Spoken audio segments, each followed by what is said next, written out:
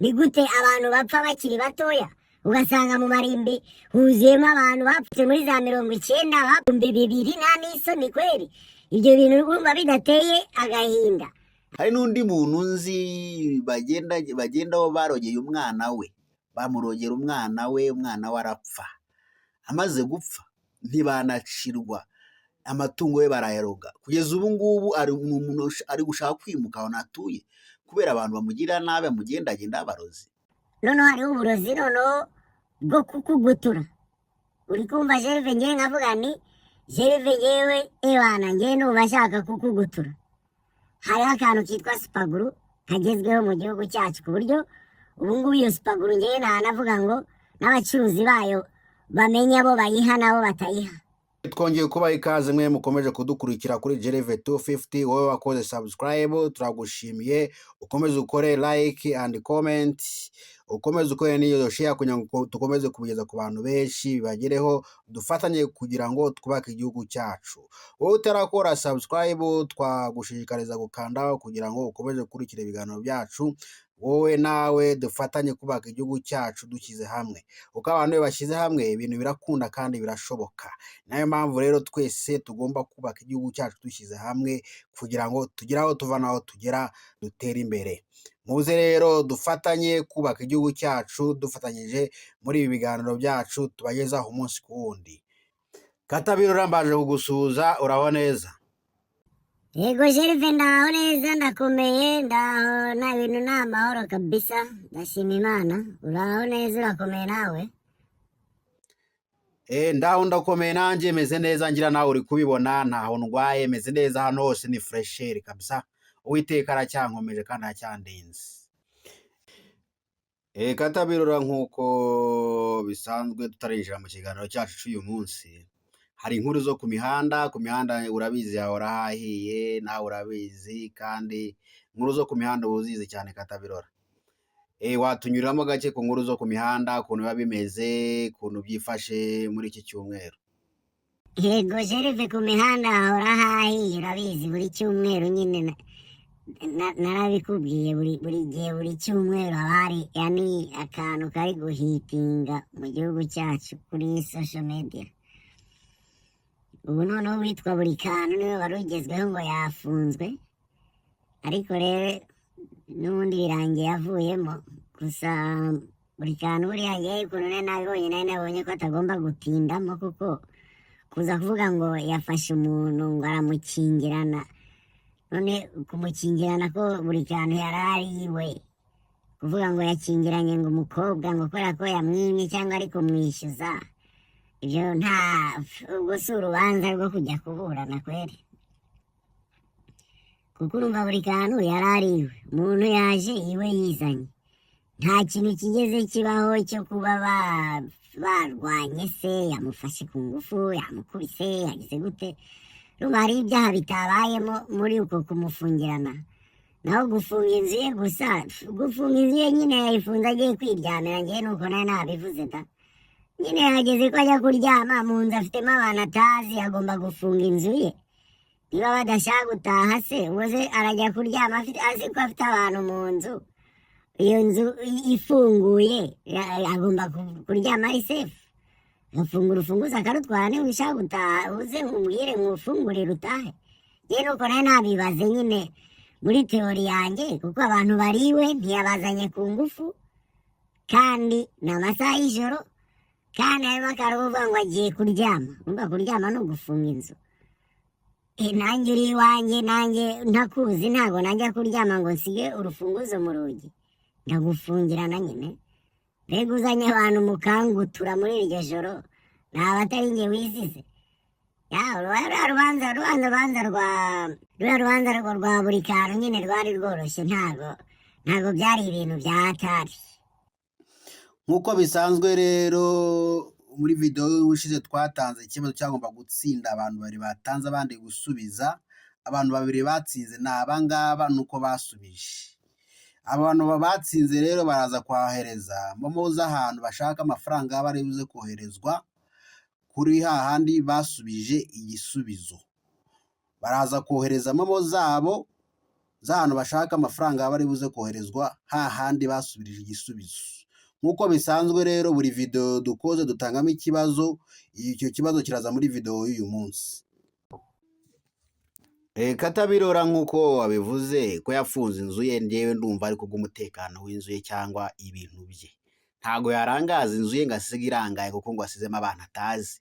Abantu atazi ngo bavuye he? Ntago abizeye. Cyangwa se kuvuga ngo yakingiranye abantu, nta muntu yigeze afata ku ngufu. Ntawe yigeze ashyiraho ingufu cyangwa ikindi kintu. Njye ndumva nta kosa ririmo, nta n'icyaha kirimo. Njye niko mbyumva mu bitekerezo byanjye. Uko mbitekereza cyangwa muri analize yanjye niko ngiye mbyumva, ndumva nta cyaha, nta kintu namushinja. Inkuru zo mu mihanda rero ndumva Katabirora ari uko zari zimeze, nuko zari zifashe. Uyu munsi twakomeza ikiganiro cyacu cy'uyu munsi twateguriye abakunzi bacu. Katabirora ndakwakiriye, ukomeze ikiganiro cyacu icyo tugiye kugeza ku bakunzi bacu badukurikiye uyu munsi. Urakoze Gerve kumpa ijambo. Ikiganiro cy'uyu munsi urumva nari nateguye, ndashaka tuvuge ku kintu kimwe kiri kuza gifata intera ndende mu gihugu cyacu, ikintu kijyanye n'amarozi. Amarozi turayavuga cyane mu bintu tuvuga bya buri munsi hano, ariko uyu munsi nashatse ko dufata akanya tubivugeho ari byo byonyine, tuvuge ingaruka zabyo kabisa, kuko bifite indi ntera biri gutera mu gihugu cyacu, kubera ko abantu bose basigaye batinyana, niko nabivuga, baratinyana. Kubera iki? Kubera amarozi. Ntawe uzi ngo kanaka yandoga, ntawe uzi ngo nazira iki, ntawe uzi uko byamugendekera umunsi ukurikira, kuko ni ibintu bifite intera ndende ku buryo abantu bari gupfa amarabira mu gihugu cyacu. Ibyo twari twarabivuzeho, urabyibuka, twabivuzeho inshuro nyinshi, ukuntu abantu navuga ngo abantu bakiri batoya basigaye bamarana kandi bazizanye ubusa. Navuga ngo ni ukuziziranya ubusa ku buryo bufite intera nini iteye ubwoba. Hariho impfu za hato na hato ziri mu gihugu cyacu, abantu bari gupfa kandi bakiri bato, bagifite kuba hari icyo bamarira igihugu. Ibyo bintu rero natekereje ko twabivugaho kabisa. Abakurikiye ibiganiro tubagezaho bumve kabisa ko icyo kintu giteye ikibazo mu gihugu cyacu. Urumva natangira mvuga nti hariho ukuntu muri iki gihe abantu baratinyana. Urumva umuntu, dufate nk'umuntu ashaka kumwambura, akakubwira ngo azagutoraguza amashashi, kandi mwese muri abantu bakiri bato. Ubundi kera twatinyaga abarozi, tuzi ko abarozi ari abantu bakuze, abantu bashaje, n'abantu bashoboye kuba bagirira nabi undi muntu, twumvaga ari abantu bakuze. Ariko ubu ngubu muri iki gihe usanga abantu bakiri batoya noneho nibo bantu bagiranira nabi mu rubyiruko, abantu badashaje. Kuko ngenda bivuga gutyo kuko ndibuka turi abana twabona abakecuru bose tubita abarozi, kuko nibyo twari twarishyizemo. Yego, ntabwo ariko byabaga bimeze, ariko umuntu ukiri umwana yatinyaga umuntu ushaje amwita umurozi, just gutinya umuntu ushaje gusa tu. Hariho akantu kambayeho rimwe, ntabwo ari kuvuga ngo ni akantu gahura n'uburozi, ariko umunsi umwe hari umuntu w'inshuti yagize ibyago, tujya guhamba Rusororo. Noneho sinzi ukuntu nagiye ndeba nyine kumwe ureba abantu bapfuye bahambye. Urabona Rusororo nyine haba hari abantu benshi bahambye, nyine imisaraba ni myinshi. Noneho hariho akantu bakora bakandikaho date umuntu yavukiye na date umuntu yapfiriye. Izo date kera babyandikaho nabwo, ugasanga abantu bari gupfa n'abantu ba kera, abantu bo muri za mirongo kabisa, kera cyane. Ariko uri mu irimbi uri kureba abantu bapfuye bahambye, usanga ari abantu bavuba cyane, kugeza ngo 94, 88, sinzi 2000, sinzi, yani ugasanga ni abantu majorite, ntabwo ari abantu bashaje. Majorite ni abantu bakiri batoya. ibyo bintu narabibonye numva birantangaje, sinzi ukuntu byanjemo, gusa ngenda ndeba amadate nyine, amadate. Noneho kera iyo abantu bapfaga, niko nibaza, wasanga wenda kubona nk'umuntu mushyashya byabaga ari ibintu bigufata igihe kinini mwirimbi nyine, kubona nk'amadate banditse ku misaraba. Ariko ubu ngubu amadate yanditse ku misaraba, noneho ahubwo kubona umuntu ushaje nicyo kibazo. Abantu benshi ni abantu bakiri batoya.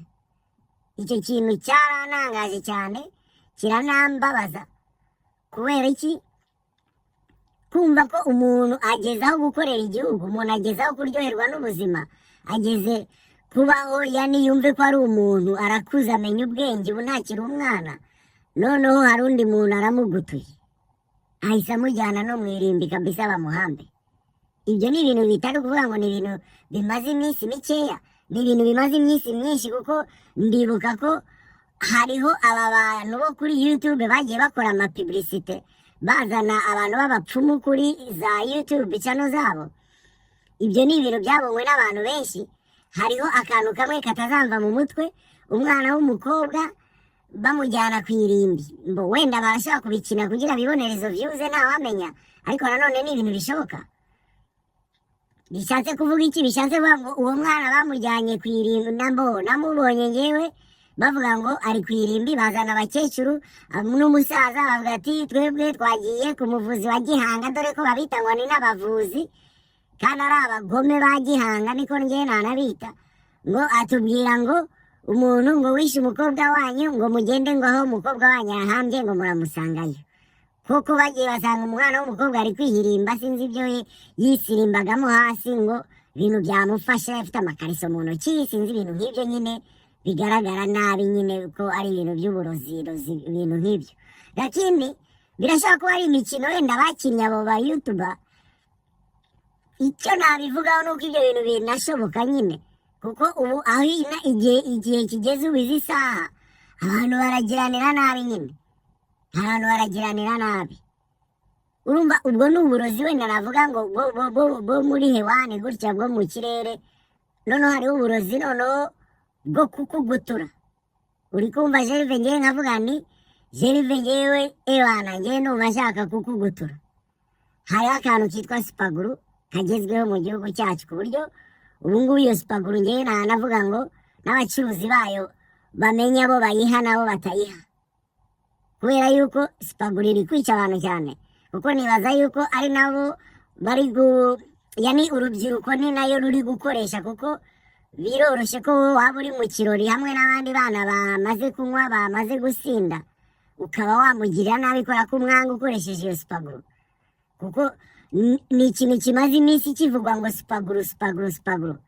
Natangiye kuyumva umunsi wa mbere hariho umugabo yishe uwundi Nyabugogo, nibwo numvise ngo umuntu ngo yamwishe ngo akoresheje Supaguru. None ikintu kinababaje nuko n'abantu babivuga ngo ngo yaravuye ngo kuyigura ngo kwa Fulani, ngo araza ngo ayishyira mu nzoga, ngo bari gusangira. Urumva n'abantu b'inshuti, arangije ngo uriya ngo amaze kunywaho ngo ku icupa yari afite, ngo atangira kuribwa mu nda, uwabaciyeho. Hari impfu zihuse gutyo nyine nyinshi cyane. Izo mpfu zihuse rero nizo ziteye ikibazo, ni nazo numva ko ziri kwangiza igihugu, ziri gutuma abantu bangana. Kubera yuko niba umuntu wawe ejo mwari muri kumwe muri bazima mukora ibikorwa bya buri munsi nk'abantu, noneho ejo bakakubwira ngo mujye kumuhamba, ntago uri bubyumve yuko uwo muntu yishwe nani yapfuye urupfu ruri natirere, yani urupfu rusanzwe. Hari urupfu, impfu z'amaksida, hari impfu zo kurwara bisanzwe, muganga akabisinyira akavuga ati umuntu yishwe n'iki kintu, ariko atari ukuvuga ngo muganga yasinyiye ko uyu muntu yishwe n'ibintu biri mu mubiri we bidagomba kubamo, bitari n'uburwayi. Urumva ibyo ni ibintu abaganga bandika cyane muri ino minsi. Nongera mbasaba ko bazajya bakora iperereza abaganga mbere yo gutanga umuntu ngo ahambwe, bajye batanga ibisobanuro by'impamvu uwo muntu yapfuye. Kuko nka muganga wowe urazi neza impamvu uwo muntu yitabye Imana, babwire ba nyirawe, babwire uti uyu muntu niba udashoboye kubona wenda iyo Supaguru, ariko urashaka kubona ko uwo muntu ntago yapfuye urupfu rusanzwe, yapfuye urupfu rwo yishwe. Bibabwire babijyane babizi, barabivuga bamwe ndabizi ko babibwira imiryango y'ababuze ababo, ariko sinibaza ko mu cyaro nk'abantu bapfira mu byaro babivuga cyane kuruta nko mu mujyi, uri kumva? Kuko naho abantu barapfa, abantu baramarana ahantu hose. Ni ukuvuga iki? Ni ukuvuga ngo uwo muntu abantu be yani umuryango we bamushyingure bazi neza ko uwo muntu yishwe. Noneho hari n'ababa babizi ko uwo muntu yishwe, ugasanga noneho nabo bagiye kwivanja. Urumva bikaba iki? Bikaba uruhererekane rw'uko mwe mwatwiciye umuntu ku mitima. Nyine niko abantu bagenda, natwe tuzabicira iwanyu gutyo na gutyo na gutyo. Ugasanga ni za mpfu turi kubona z'abana, ni za mpfu turi kubona z'abantu b'abajene batari banarwaye, ukumva ngo umuntu gusa ngo yabyutse mu gitondo ngo dusanga ngo yapfuye. Jerive nawe ndibaza ko ibyo bintu hari ukuntu umaze kubibona ko ibyo bintu bihari. Katabirora nk'uko ubivuze rero ibyo bintu birahari kandi bireze cyane. Njyewe hari umuntu nzi wahuriye n'undi mu kabari, bahuriye mu kabari basangira inzoga. Bamaze gusangira inzoga, ku bukeye bwaho umuntu ahise yitaba Imana, ahita apfa, kandi ari wa muntu umwishe. Bimenyekana ko ari wa muntu umwishe, umwiciye mu kabari bari gusangira inzoga. Aza no gushyingura, ku munsi wo gushyingura aza gushyingura abantu bazi ko ari we wishe uwo muntu wamwishe. Abantu bari kwicana, bari kumarana bitewe n'amarozi. Hari n'undi muntu nzi bagendaho barogeye umwana we, bamurogera umwana we, umwana we arapfa. Amaze gupfa ntibanacirwa, amatungo ye barayaroga. Kugeza ubu ngubu ari gushaka kwimuka aho atuye, kubera abantu bamugira nabi, bamugendagenda abarozi. Abarozi bameze nabi, bari kwicana. Ugasanga afashe umuntu aramuroze, abaye umusazi, bamugize umusazi mu muhanda, amuziza ngo ari gukora business cyangwa akantu ari kwikorera. Hari amashyari mabi cyane ku bantu bari kurogana, baroga umuntu yifitiye akazi ari gukora, ari gushaka amafaranga kugira ngo abeho, atunge umuryango cyangwa afashe umuryango w'iwabo. Akamureba akavuga n'uriya muntu wo kwa kana akagomba kumugira gutya, kubera ishyari. Ntagomba gutera imbere, ntagomba kugira icyo amarira iwabo, ntagomba kugira icyo amarira bagenzi be, ntagomba kugira icyo yimarira. Ugasanga mugize icyo ntazi. Ibintu birahari kandi biteye ikibazo mu bantu. Buri muntu wese urajya kumva ukumva ngo yararozwe cyangwa bamurogeye umwana, ukumva ibintu byose. Hari abasenga bavuga ngo barandogeye, cyangwa se ngo nakora iki kugira ngo mbe muzima, nakora iki kugira ngo ibi bintu mbivemo. Ibintu birahari kandi biteye ikibazo. Katabirora ubirebye ntabwo ari ibintu byoroshye, kandi sinzi ukuntu byagenda, sinzi ikintu twakora kugira ngo ibintu biveho kandi bicike. Ibyo bintu rero ni ibintu biteye ikibazo mu bantu bose. Katabirora, Ibyo bintu bireze kabisa, ibyo bintu bireze, ariko ibyo bintu bigomba kuva mu mitwe y'abantu, kuko atari ibyo turamarana igihugu tugisigare nta muntu usigayemo. Mwatubabariye mwemwe mwumva ko mugira amashyari n'ubugome n'iki, mwumve ko ibyo nta kamaro kabyo, kandi ko ibyo bintu ari ugusenya igihugu gusa, nta bindi bintu bizima mukuramo. Kwica umwana wa mugenzi wawe cyangwa kwica ayo matungo ya mugenzi wawe birakumarira iki? Sinzi unumvisha mbwira hano ngo waroga n'amasambu ngo ntiyere, sinzi ibintu nk'ibyo. Ariko ibyo bintu mwabiretse, ko ari ibisenya igihugu, ko igihugu murwanye mugatera imbere ku giti cyawe, ko watera imbere nawe utatera imbere mugenzi wawe agatera imbere, ko bituma nawe utera imbere. Mwaretse ibyo bintu by'amashyari bituma mutangira kumarana muri ubwo buryo.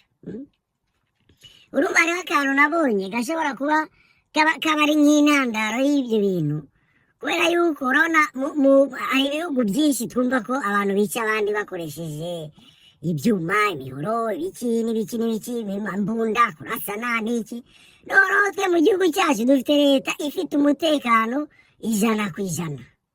Noneho abaturage bararebye baravuga ati ntago ngiye nzajya kurwana n'umuntu mutera ibyuma, bazamfata.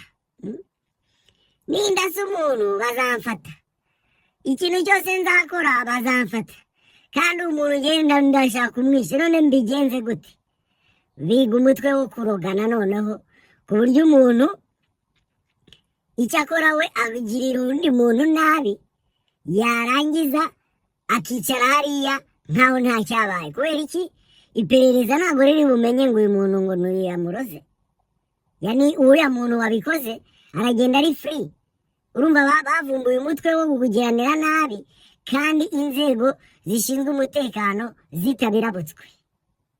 Icyo kintu ni ikintu nibaza yuko ari cyo gitumye abantu bashaka kuba bagiranira nabi kuri ubu buryo muri uru rugero aho bigeze iki gihe, kuko biroroshye. Ariko navuga ngo abantu babikujije cyane byatumye biba birebire ni aba bantu bo kuri YouTube. Abantu bo kuri YouTube narabiyamye yazi publicité bakora z'abavuzi ba gihanga ngo bagaruye ibyangombwa bagize bate. Ibyo bintu nibyo bintu njyewe nanze, narabyanze kabisa. Ntago wowe mu YouTube uri kuri YouTube muri imyaka 20-25 ukeneye kuzana amabyi y'ubuvuzi bwa gihanga kuri internet. Twe turi kureba ubuvuzi bugezweho bw'amarobo zivura abantu, zireba mu bwonko bw'abantu. Wowe uri kuzana ubuvuzi bwa gihanga, uri kuvuga uti imiti igira gute ukereka abantu ngo n'abavuzi ba gihanga.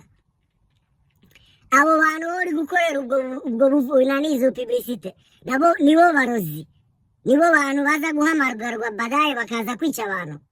Kubera ko ntago nibaza yuko uwo muvuzi wa gihanga ari hariya kugira ngo aze kuvura amakanseri abantu cyangwa ibihaha. Ntabwo ibyo bishoboye. Uwo muvuzi wa gihanga ashaka kuvura ubwonko bw'umuntu. Wowe uri gukorera amapublicité nk'abavuzi ba gihanga ngo imiti itera akanyabugabo sinzi ibiki, ibintu byose bitamaye agaciro. Ibyo ni byo bintu abantu baza bagatanga amanimero ku ma YouTube. Iyo YouTube iri kurebwa n'abantu wangu, uri kuza kubeshya abantu ugatuma bajya gukoresha ibindi bintu, kuko umuntu uri gukora publicité uwo muntu nyine ari desperate y'amafaranga, ashaka amafaranga ku ngufu. Ni ukuvuga ikintu uvuga ngo wowe nuzi ukamubwira uti jyewe ibyo bya gihanga ntabyo nyine, ahubwo nyine mfite ikibazo cyo kugutura umuntu. Araguha ibyo kumugutura nyine, uramugutura da. Kubera iki? Kubera ko wamaze kubona umuntu uri tayari yo kukumvisha ko ari uwa gihanga, ko ari umuntu ashaka gukora ibintu ntihagire ubimenya. Urumva icyo ni cyo kintu giteye umujinya, kuba abantu mwe baba YouTube bazima bavutse muri iyi myaka y'isaha igeze ukaza gupublicita ngo imiti ya gihanga. Ibyo bintu bigomba gucika, kuko niho muza gutanga inimero z'abo bapfumu. Abo bapfumu nyine nibo baza kwica abantu, kandi bari nabo baza kwica abantu, baza kugira inama abantu ukuntu bakwica abandi. Twe ubu turi gushaka ubuvuzi bwo gushaka imiti igezweho, turi gushaka ibintu bivura abantu amakanseri. Wowe uri kuzana ibivuzi bya gihanga by'ibyatsi, nta n'isoni. Ibyo ni ibintu bigomba gucika kabisa. Leta ikabikazamo ingufu ikareba ko abo bantu baza gukora amapublicité babicikaho, babaho amategeko. Ikindi kintu navuga ngo wowe mu YouTube ibyo bintu uri gukorera publicité nawe biri kukugaruka, kuko turazi neza ko mwebwe nimukundana, abantu muri kuri YouTube nimukundana, mwese muri abana babi, nta nubwo mugirana inama, mwese muri abana babi, murarogana, mwaramaranye, abantu bose mwarabamaze.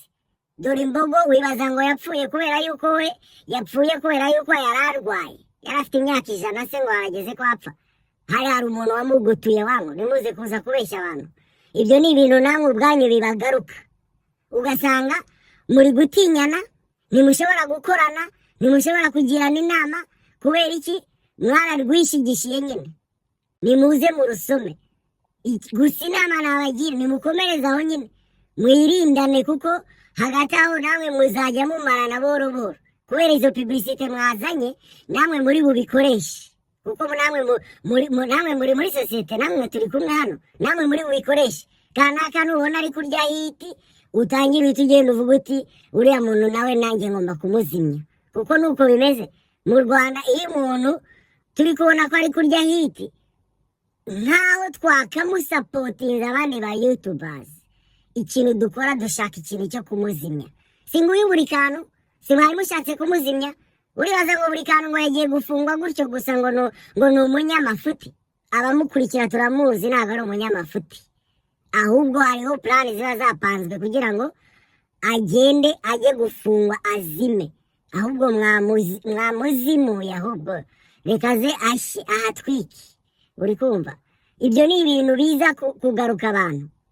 ikintu navuga ngo iperereza riba mu gihe habaye ibyaha wenda byo gutemana, kurasana, kurwana, ibintu nk'ibyo byo gufatana ku ngufu, nituzane amategeko yandi kabisa. ribi dufashe, abasena badufashe, bashyireho itegeko ry'iperereza ry'amarozi, nayo tuyashyire mu bintu bijyanye n'ibyaha byo kugiranira nabi, kuko ntabwo byoroshye ko umuntu yamenya ngo yarezwe n'uyu, cyane cyane ko nabo barozi haragiye baba bafite pawa nyinshi cyane ku buryo bitanoroshye kumubona. ariko abaturage muri karitsiye ubwabo hari igihe baza ugasanga bari kuvuga ngo nguyu ni umurozi, bijya bigaragara, turabibona nyine, baranabyerekana kuri YouTube. uyu muntu ni umurozi, niwe wishe fulani, yishe fulani, agiye kutumara. ibyo bintu bimaze kuvugwa n'abantu 2, 3, 4, ni ukuvuga ngo dufite abatemoye kuri uwo murozi. byaba byiza nk'uko twigeze kubivuga, tubafate abo barozi, tubafungire muri gereza y'abarozi, kuko ntabwo twabashyira mu bandi bantu. none tumara kubashyira muri izo gereza z'abarozi, njye nibaza ko bazatinyana, batinye kujya guhuriramo n'abandi barozi kuko batazi ingufu bafite. hari igihe wajya ugasanga hari umutipe ari bukuroge ibintu bitabaho, uw'inzoka, usubire hanze n'inzoka, batinyane. tubimenye ko ari icyaha kugirira umuntu nabi ukoresheje uburozi, tubifate nk'aho ari icyaha. ibyo bintu bibe bizwi ku buryo abantu babitinya, bavuge bati ntago ndi buroge, hatazagira abantu bamenya bakagira gute, bakantanga, nanjye ugasanga baramfungiye muri ya gereza y'abarozi, kuko bifite intera ndende, bifite intera iteye n'isoni. hariho umuntu w'umushuti mfite hanze, nigeze kumubaza igihe azazira, ariko arambwira ati jyewe ntago kuza i Kigali mbibona vuba, kubera yuko jye sigenda nitinyira. mbese uratinya iki ngo abantu ngo ko bari gupfa bya hatari? bari gupfa bya hatari kubera iki se? ati sibona abantu batabayeho ariko mubwira. arambwira ati jye mbona abantu bari gupfa, abantu basigaye barwara ijoro rimwe bagapfa. hariho impfu za gutyo nyinshi cyane, kandi si ukuvuga ngo ni iz'abantu bakuze, impfu z'abajene bagifite amaraso mazima, bakora siporo kabisa. ewana abo bana b'abakobwa b'ababyinnyi birirwa bakoresha ibihaha byabo kabisa, bafite kondisiyo mu bihaha, ariko kumva ngo yarwaye ijoro rimwe ngo yapfuye. ibyo bintu ni ibintu bihari, ariko nagira inama abantu bakiri batoya, kubera yuko ibyo bintu kenshi bica mu bintu by'ibiyobyabwenge. mucungane n'izo nzoga muri kunywa, mucungane n'abantu muri gusangira.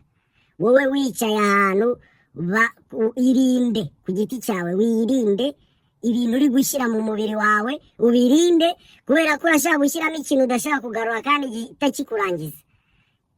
cyane cyane ko navuga ngo ahubwo n'ibyo bintu byo guhura n'abantu gutyo ngo muri mu birori, ibyo nibyo bintu abantu bahera ayo marozi, nabyo mwakabiretse. urajya he wagumye mu rugo ko ukiri mutoya, kuvuye ku kazi wenda urarushye, uko wenda wifitiye inshuti zawe mwakuranye, mugomba guhurira mu ngo zanyu, ni ngombwa mujye mu kabari, dore ko akabari kabaye nk'aho ari umucyo. uzi ko dusigaye turi mu bihugu bya mbere bishyize imbere akabari cyane, kugeza aho biri mu bana. ni gute ubona umwana w'imyaka 20 nk'umuntu wihebye, abayeho nk'umuntu uzapfa ejo? so mwitonde rero abo bantu mugenda mukajya kwica ubwonko bwanyu mushyizemo ibiyobyabwenge, mu nyuma ukaza gushyiramo ibindi bintu bikurangiza. mubyitondere, uve mu rugo uvuga uti ngiye kwa kanaka ndi butahe saa 2 cyangwa gutyo. ibyo bintu byo kuza kwishimisha niho hantu kenshi abantu bandurira ibyo bintu by'amarozi. sheve nawe ndibaza, nawe uhura n'ibyo bintu byo, cyangwa ubona ukuntu abo bana bitwara mu bijyanye n'ibirori mu gihugu cyacu? katabiroro ndabibona cyane, aho umwana yifata ngo arasohotse, ngo avuye mu rugo, ngo aragiye, akagenda ngo aragiye agiye gusohokera ahantu, ngo ugasanga agiye anarayeyo, iyo ngiyo yagiye Ibyo rero ni ibintu bigira ingaruka cyane, yahuye n'abantu bamugira amashyari, ugasanga naho ngaho biviraho ngo urubyiruko ruri kurogana kubera iki? Iyo mpamvu bagenda bagahurira iyo ngiyo mu bintu bidafite gahunda, bidafite icyo byungura umuntu. Niba ufite umushuti wawe, genda umusure, utahe, ugende ugira, apana kugenda ngo mugiye guhurira mu tubari, mugiye guhurira iyo ngiyo mu bintu bidafite gahunda. Ibyo bintu rero ni ibintu bidafite gahunda cyangwa se bitagize icyo bimaze ku rubyiruko. Urubyiruko rugomba guhurira muri siporo, rugahurira mu myidagaduro. Iyo imyidagaduro abantu bahurira, abantu benshi barangiza bagataha, apana kugenda mu bintu ngo bajye gukura mu tubari. Aho ngaho niho hava ibintu by'amashyari no kurogana no kwicana. Ibyo bintu rero muri make ni ukubica abantu buri wese akirinda, akabira ijisho rya mugenzi we, akirinda kugira ngo agire ubuzima buzima. Oya niko bimeze kabisa. Urumva, navuga ngo ukuntu byakagenze, twakagombye gutekereza yuko ikintu kijye imbere mu mitwe y'abantu ni ugukora cyane, sibyo? Ni ugukora cyane, umuntu akumva ko igihugu cyangwa sosiyete y'abanyarwanda muri rusange, twumve yuko dushishikajwe cyane no gukora kuruta gushishikazwa cyane no kumva amashyari kuri bagenzi bacu. Urumva, icyo kintu niho ibintu byose biva. Kumva ngo umwana wawe yarangije amashuri, noneho hakaba hari undi muntu byababaje. Kumva ngo umwana wawe yateye imbere mu bundi buryo, ariko hari undi muntu byababaje, icyo kintu kigacika. Ahubwo tukumva yuko niba uyu mwana yarangije amashuri wa mugenzi wanjye, ni inyungu y'igihugu, ni inyungu y'umunyarwanda uwo ari we wese. Kuko uwo mwana niba yarize akaba afite ubumenyi buhanitse, ni ukuvuga ngo ubwo bumenyi bwe buzagirira akamaro we n'abandi bantu. Ntabwo umuntu yigirira akamaro we wenyine ku giti cye atakagiriye n'abandi bantu.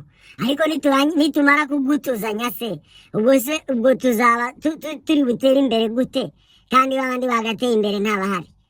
Muri aba ba YouTube bagenzi banjye, nabasaba yuko mwumva yuko nimba umuyutuba ari gutera imbere, umuyutuba ari afite popularite mu gihugu, bigushimishe wowe, kuko uyu muntu niba ari gutera imbere mu gihugu, tumusapotinge twebwe abayutuba abandi bagenzi be, atera imbere birenze ahubwo n'ibyo yari afite. Kuko hari nk'akantu, buri kantu yavuze avuga ngo we yakoze ikintu cyitwa buri kantu ati, ariko nta muntu wigeze apostinga, ahubwo bapostinze buri kantu mu mapingu. Icyo kintu rero nicyo kintu navuga ngo twagashyize imbere, gutezanya imbere hagati yacu. Nitwumve yuko umuntu gutera imbere kwe ari ikibazo kuri twebwe, ahubwo gutera imbere kwe ni ibyishimo kuri twebwe. Niba umuturanyi wawe yaguze akavatiri, wumve yuko bigushimishije. Muri karitsiye haje akavatiri gashyashya. Niba umuturanyi wawe yabonye akazi keza, wumve ko ibintu byagenze neza, umuturanyi yateye imbere ku ruhande rwe. Ariko ntituze tugirane amashyari, kuko ibyo bintu tubivuga inshuro nyinshi. Hari ikintu cyitwa ishyari n'ubugome biri mu bantu bituma abantu bamarana. Ibyo bintu by'uburozi twabiretse, tukumva yuko nimba umuntu agize icyo ageraho ku ruhande rwe, ari ibyishimo ku muntu uwo ari we wese. Nitwumve yuko niba hari umuntu hari ikintu agezeho, ahubwo tugomba kumugira nabi kugira ngo ibyo bintu bisubire inyuma. Kuko ahanini nicyo kintu abantu baba bifuza, kumva yuko abantu basigaye batinya kuza mu gihugu kugira ngo batabagirira nabi. Hariho abantu babyumva bakurikirana amakuru, cyangwa bafite n'ukundi baba babibona babitahura. Ni gute abantu bapfa bakiri batoya, ugasanga mu marimbi huzuyemo abantu bavutse muri za 90 mu bihumbi 2000, nta n'isoni kweri. Ibyo bintu urumva bidateye agahinda. Abo ni abantu bagiye bageze kubaho, bamenye ubwenge, bamenye ko isi ikora, nabo bagiye gushaka ubuzima. Noneho hariho umuntu abafitiye ishyari kubera ibyo bagezeho, baramugutuye. Nongera nsaba abayutuba ko mugomba kwicunga. Uwo ari we wese ntiwizere mugenzi wawe uri kuri YouTube, kuko nabo ubwabo ntago ari shyashya. Kuko hariho ubugome ku bayutubazi bamwe na bamwe, turababona, turabazi. Abo bantu b'abagome bari kuri YouTube bituma abantu bamwe bashobora no kuba banga kugaragara cyangwa banga kujya guhura na bagenzi babo. Ubundi navuga ngo kuri YouTube ukuntu abantu bahahurira bakagombye kuba ari abantu bakundanye, ntitube turi abantu dufitaniye amashyari. Ni gute wagira ishyari umuntu mugenzi wawe ngo nuko we afite views menshi? Nyine n'impano ye imuteje imbere, nawe komeza bizaza. Wigiri ikintu cy'ishyari ngo wumve yuko ugomba kumugirira nabi. Hariho abantu bagiriwe nabi benshi, kuko buriya kuvuga ngo umuntu apfuye akiri mutoya ntabwo ari ibintu biba ari ibintu bije gutyo gusa ngo ni urupfu ruri natire, ni urupfu navuga ngo ntabwo ari ukuvuga ngo ni urupfu rusanzwe ku bantu, nyine ni urupfu rw'amarabira, nyine niko babivuga. Ayo marabira afite ibindi bintu inyuma nuko tudashobora kubitahura. Nongera nsaba kabisa inzego zishinzwe gushyiraho amategeko, dushyireho itegeko rireba n'ibintu bijyanye n'uburozi. Ibyitwa uburozi tubishyireho itegeko ryabyo, bishobotse tunabafungire hamwe, abarozi babafungire hamwe, bagende bajye kurogana kabisa. Ibyo twarabivuze, baroganire muri izo nzu bafungiyemo, kuko niho bagomba kuba, ntabwo bagomba kuba mu bantu. Abantu bagomba kuba hanze ni abantu bafitiye igihugu akamaro, ni abantu bumva ko bakundanye, bagomba gutezanya imbere, ni abantu yani bagomba kumva yuko bagomba kugirira urukundo bagenzi babo, ntibumve yuko mugenzi wawe ari ikibazo kuri wowe nta n'ikintu agutwaye kenshi. Ibyo ni ibintu abantu baranabyiga mbere. Uzi ko umuntu ushaka kumubwira kuti abantu urumva ngiye nta nubwo nzakwishyura amafaranga yawe, ngo ngo nutanyishyura ngo nzagutoza amashashi. Iryo ni ijambo twumva kenshi, ngo nzagutoza amashashi sha. Uri kumva ibyo ni ibintu abantu bavuga cyane, turabyumva kabisa. Kuva mugenzi wawe arakubwiye ngo azagutoza amashashi, azantoza amashashi mu buhe buryo? Ni ukundoga nyine. Ubwo se uwo muntu uzantoza amashashi nta nubwo yangutura akanshyira muri serikeye? Ibyo bintu mubitekerezeho, mwumve yuko kugiranira nabi ni igihombo cy'umuryango mwagiriye nabi, ni n'igihombo cy'igihugu muri rusange. Navuga ngo ibyo bintu tubirwanye twivuye inyuma kabisa, turwanye ibintu bijyanye n'amarozi, kandi tubwire inzego zibishinzwe, tubabwire umurozi n'uyu muri aka gace, tubimenye, bamufunge, bamujyane muri iyo gereza, babafunge kabisa. Kubera yuko atari ibyo, urumva uyu nguyu yariciye umuntu, famiye y'uwo wapfuye nawe ishaka uko yicuriye, kuko baraguma bakekerana hagati yabo. Hari n'abicana mu miryango, ugasanga umuntu wo mu muryango agiriye mugenzi we nabi, kandi bose ari umuryango umwe. Kubera iki? Amashyari cyangwa gushaka gupfa, ibintu by'amasambu nabyo biteye ikibazo. Ukumva yuko ugomba kugira mugenzi wawe, mwabigabanye cyangwa mugashaka ukundi kuntu mubigenza. Ni ngombwa uvutse ubuzima mugenzi wawe. Ubuzima buragoye wangu, cyangwa ubuzima burahenda. Ntabwo ari byiza kumva ko umuntu arayageze ko abaho noneho ubu ngubu baramugutuye, ubu ni ukumuhamba. Ibyo ntabwo ari byiza. Iyo bintu byo abantu bapfa ntabwo bikenewe, kuko hariho gusangira dukeya mukadusangira ariko mu rukundo. Nta mpamvu yuko wumva ko mugenzi wawe ugomba kumugutura kugira ubisigarane wenyine. Icyo ndumva atari ikintu cyiza, kuko ugiriwe nabi nawe azagirirwa nabi.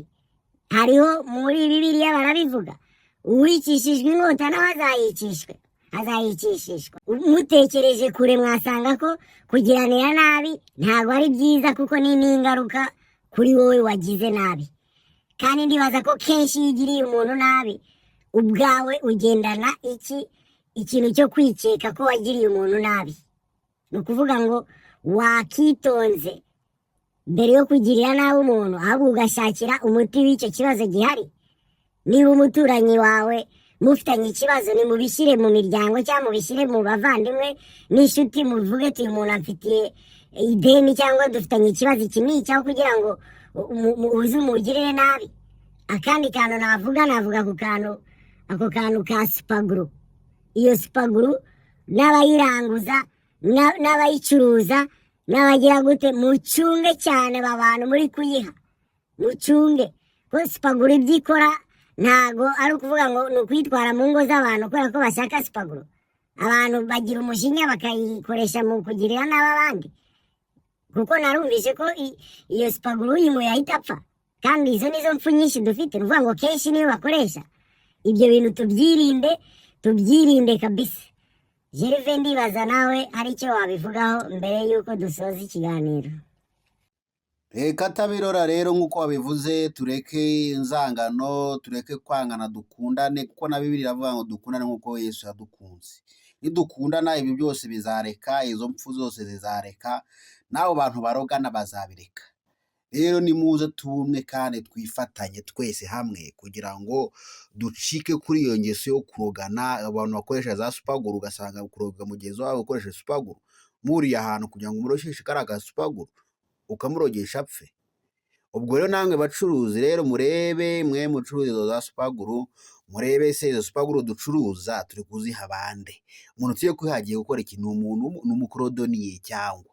Ubwo rero nituba gutyo twese tukareba ibintu bidufite umumaro, tukareba urukundo, tugashyira urukundo imbere, ibyo byo kwicara no kurogana bizareka, ntabwo bizongera kubaho. Rero banyarwanda twese hamwe nabinginga, nababwira ngo nimuze tumwe kandi dukundane kugira ngo dufashanye, dutezanye imbere muri byose, kugira ngo n'igihugu cyacu kibigiremo inyungu, gitere imbere. Ingenzi nuko dutera imbere n'igihugu kigatera imbere, tukareka gutinyatinyana, yani tubeho nk'abantu bakundanye, nk'abanyarwanda bakundanye. Kubera yuko urumva mu igihugu abantu babayeho bakundana kugira ngo igihugu bwacyo gitere imbere. Ubu ikintu dukeneye twebwe ni ugukoresha ingufu, nimba hari ibibazo dufite tubishakire ibisubizo mu bundi buryo, ariko dukore cyane, dutere imbere cyane kabisa, kuko ni ibintu biza buhoro buhoro, twishaka kugira ngo tuvutse ubuzima abandi bantu kandi nta nyungu cyane cyane tunabifitemo. Tumenye yuko abantu bari gupfa ni abantu nyine bishwe n'indwara cyangwa n'izabukuru, apana ko twumva ko umuntu yishwe gusa kubera yuko hari umugenzi we yamugiriye nabi. Izo mfu turi kubona z'abantu bakiri batoya, ayo marimbi yuzuyemo abantu bapfuye kandi bakiri batoya, bigabanuke, kuko ndabona yuko nimba hari uwamunyomoza nawe yazagenda nawe akareba mu marimbi abantu bapfuye. Ni abantu bakiri batoya, ni abantu batigeze bagira imyaka 50, ni abantu bakiri batoya. Ni ukuvuga ngo icyo kintu, uwo mubare w'abantu bakiri batoya bahambwa bagabanuke. Tubyumve n'abo bantu bafite umutima wo kuroga, twumve ko kuroga nta kamaro bikumariye uretse kuvutsa umugenzi wawe ubuzima, kandi wowe nta nyungu bifitemo. Kumva gusa ko ufite ubugome bwo kuba wagirira umuntu nabi ntabwo bihagije ko wowe wica umuntu ave ku isi, kuko nawe uzapfa ikindi gihe. Abantu barapfa ariko ntabwo bicwa no kuvuga ngo twicwe n'uburozi. Mwagerageza mwe mufite umutima wo kumva yuko ushaka kugira nabi mugenzi wawe, byaba kumwica cyangwa kumuroga ibindi bintu, wumve ko ibyo bintu nta kamaro bimaze, ni ibintu bitesha umurongo igihugu kiba cyarihaye. Ugasanga igihugu kiri kujya kurwana n'ibintu bidakenewe gusa kubera ubugome buri mu bantu n'amashyari. Wowe bona umuntu nk'umuntu mugenzi wawe waremwe nk'uko Imana yaturemye twese, ifite n'icyo yatugeneye kizadukura ku isi, ariko apana ko ari wowe uzabigiramo uruhare, kuko wowe uri kwishyiraho ibyaha uzajya kubazwa imbere y'Imana, kuko nawe uzapfa ikindi gihe. Ntabwo ari ukuvuga ngo umuntu arapfuye we ntuzapfa, nawe uzapfa kandi uzabibazwa. Uzajya kubazwa uyu muntu kubera icyo wamugiriye nabi, kubera icyo wamurogeye amatungo, kubera icyo wamurogeye imirima, kubera icyo wamurogeye abana, kubera icyo wamuroze, kubera icyo wamwishe, yani ibyo bintu kubera icyo wabikoze. Ibyo mbere yo kujya kubikora ubitekereze ko Imana yakuremye ikakuzana ku isi izabikubaza impamvu wabigiriye abantu b'Imana. Wowe nagusaba ngo tekereze kabiri mbere yo kugira ngo ugire umuntu nabi, wumve ko nawe bishobora kukugiraho ingaruka muri ubu buzima cyangwa ubuzima buri imbere, uri imbere y'Imana iri kubikubaza. Ibyo bintu bitekereze kandi umenye yuko kugira nabi ntago biri buhindura ubuzima wowe usanzwe ufite, n'ubundi urakomeza ube wa wundi, nta kiri buhinduke. Uwo muntu yari yigiriye Imana yo gutera imbere mu buryo bwe, mureke, kuko birashobora no kuba ari n'inyungu yawe niba utabizi. Ntawe umenya iby'Imana iba yarapanze mu buzima bw'umuntu. Jewe Katabirora urw'uyu munsi akaba ari uko nduciye mbasaba ngo kabisa mushyire urukundo imbere, mushyire urukundo, twumve ko abanyarwanda dukundanye, tubitange n'ingero mu bindi bihugu. Abantu bo mu bindi bihugu ntibatwote nk'abantu bagirana amashyari cyangwa abandi abantu bafitanye urwango bari kumarana. Ibyo bintu tubikureho. Nkaba mbashimira mwe mukomeje kutwumva, kandi nongera mbasabira imigisha ku Mana. Imana ibarinde kandi mucunge na bagenzi banyu. Murakoze cyane. Katabirora urakoze cyane ku bw'iki kiganiro tugejeje ku bakunzi bacu badukurikira umunsi ku wundi. Wowe wakoze subscribe turagushimiye, kandi nawe utarakora subscribe twagushishikariza gukora subscribe ugakandaho kugira ngo ukomeze ukurikirane ibiganiro byacu, dufatanye kubaka igihugu cyacu twese hamwe. Ko nidufatanya ibintu byose bizagenda neza kandi tuzagira aho tuva n'aho tugera. Kandi dushyigikirane, tugirane urukundo kugira ngo dukundane, kugira ngo ibintu byose bigende neza. Murakoze cyane kandi Imana ibane natwe. Murakoze.